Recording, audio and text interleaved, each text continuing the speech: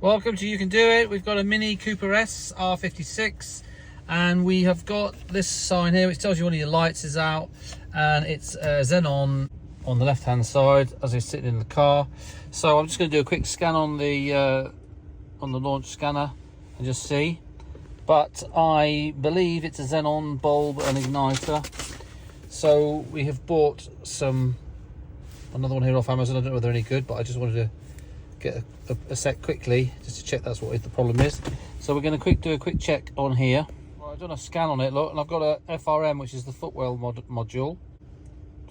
Yeah, look, dip beam left faulty, yeah, 932D, FRM at least 3 Xenon ignition temp. So it's trying to ignite and it won't, so I think it is the bulb. So what we'll do is, I've got 2 new ones here, so we'll now go outside and change that and see how we get on.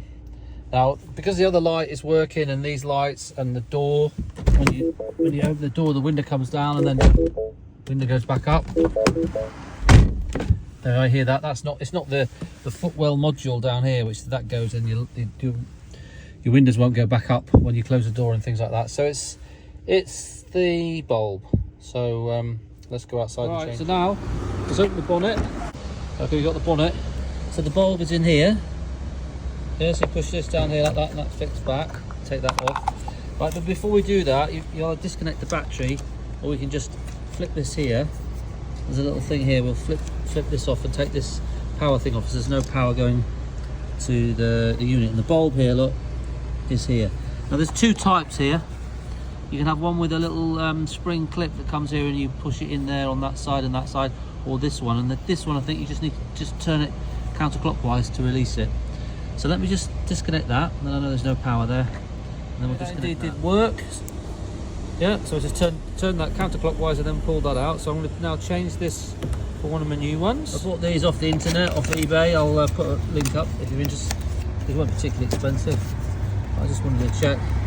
So these are the same 6,000. Here in Austria, we can't put any brighter lights than the car was originally made with. So that's the new unit. Do that there. It looks like the same unit.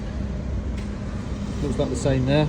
All right. So let me change the power lead over. So we just pull that off there and put it on here. And I'll take the plastic protection off and put it back. And be careful, never touch the glass with your fingers. Right, there's the new one in. Yeah. Make sure that's in solid. And then I'll just take that off and then we'll put it back in. Wow. Okay. So we've plugged that back in, put that in. Look.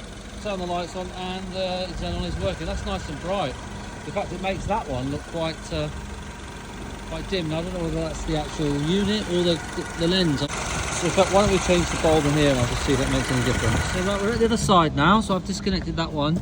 I've done that one, but as you can see, this one is the style of headlight unit where you've got the clips. So we undo that clip, we undo that clip, and then I think we do it counterclockwise and take the thing out.